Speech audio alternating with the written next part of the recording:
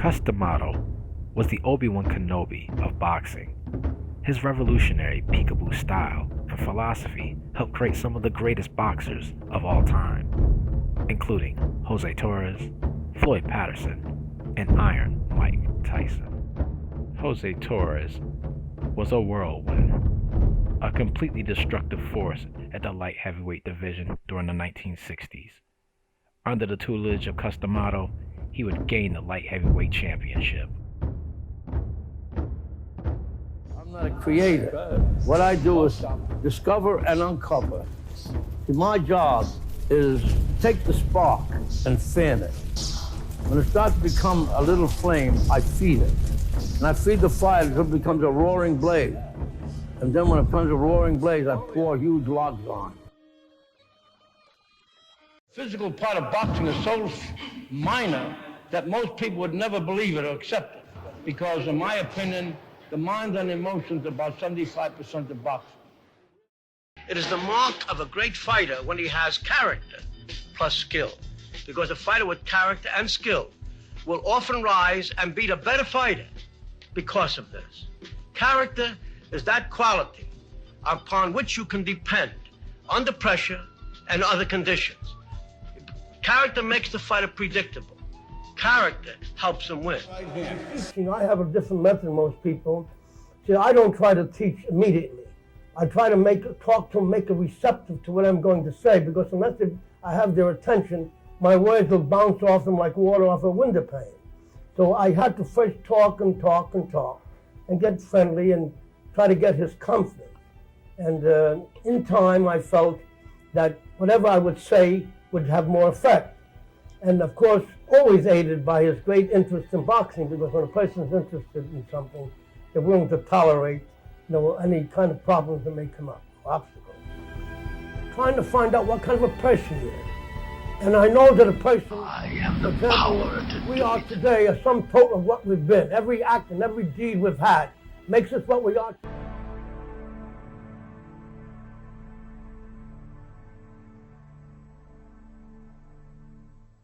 And in your mind, you must unlearn what you have learned.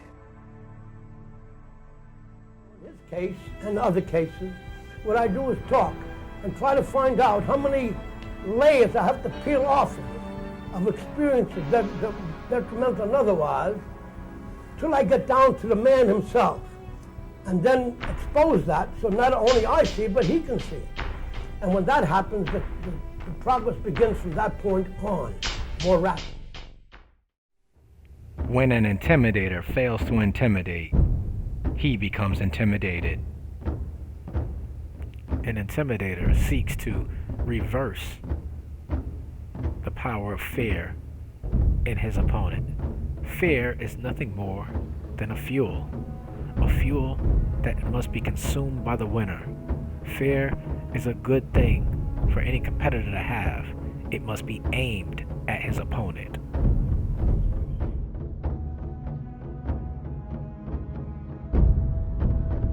Work, my son. You'll be a champion yet. Listen, my son.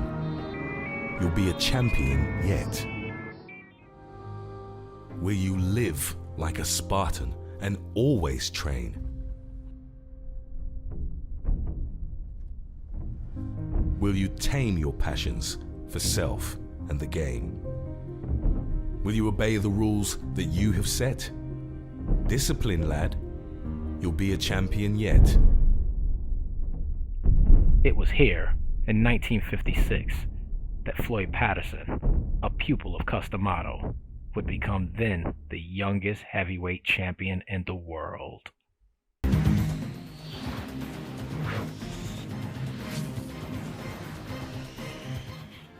All too easy.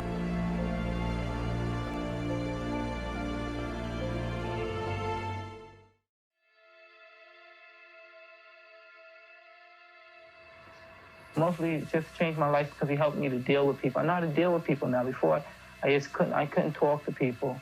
I always want to be alone. And now I learned how to deal with anyone. I could talk to anyone, even about their problems.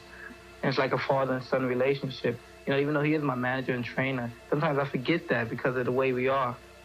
The first day he even met me, he took me in his house. He didn't even know me.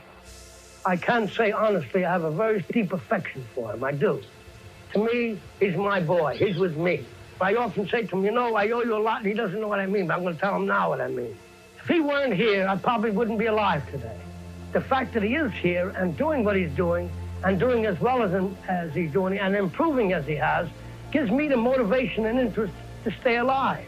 Because I believe that a person dies when they no longer wants to live. But I have a reason with Mike here, and he gives me the motivation. I will stay alive, and I will watch him become a success, because I will not leave until that happens. All people are afraid. Being afraid is a very normal, healthy thing. If an individual were not afraid, I would have to send them to a psychiatrist to find out what was wrong. Nature gave us fear in order to survive. And of course, fear is our best friend. Without fear, we would all die. We would do something foolish or stupid which would cause our death or being sick. Fear is something which has to be controlled. I always compare it to fire. Fear, like fire, must be controlled. And once it gets out of control, like fire, it can destroy everything around. Not only the individual, but everything around. As long as he but can once still you control draw fear like fire, you can make it work for it. Without fire, we wouldn't have the civilization we now recognize. The fighter who controls his fear can now function in a manner far over and beyond anything he was capable of before. Fear is your friend, and nature gave us fear in order for us to survive. And I give the example of the deer crossing an open field and coming to the forest. Okay, Bob, let's try that again. At that moment, the adrenal gland injects adrenaline into the bloodstream, the heart beats faster, enabling the deer to perform an extraordinary feat of agility, sufficient to get out of the immediate danger. Now, we, as human beings, in my opinion, retain these qualities, though they're somewhat dormant because we live in a civilized atmosphere. But nevertheless, faced with a situation that intuition tells us dangers is present, these natural assets that nature gave us to survive come to the surface. And if we don't panic, if we maintain a discipline and a control over them, we can use them. And they not only will help us survive the particular incident, but continued success will give us a confidence that is so strong and a foundation so powerful that in time we can get to overcome almost anything. What the hell? do what his mind wants to. And he's counted out. It'll be scored as a knockout. Mills Lane counted him out to 10. It's all over. We've got a brand new heavyweight champion of the world, Mike Tyson. Well, Trevor Burbick was brave in the early going of round. The tutelage of the great Cus D'Amato has helped to forge champions from various decades, the 1950s, 60s, and all the way into the 1980s. His legacy will be felt for all time. Even 1,000 years from now, the great Cus D'Amato will be talked about. Perhaps his legacy will last even longer than that. Thank you for giving me a chance to bring to you this video essay, and have a good night. Here, between you, me, the tree, the rock, everywhere. Yes.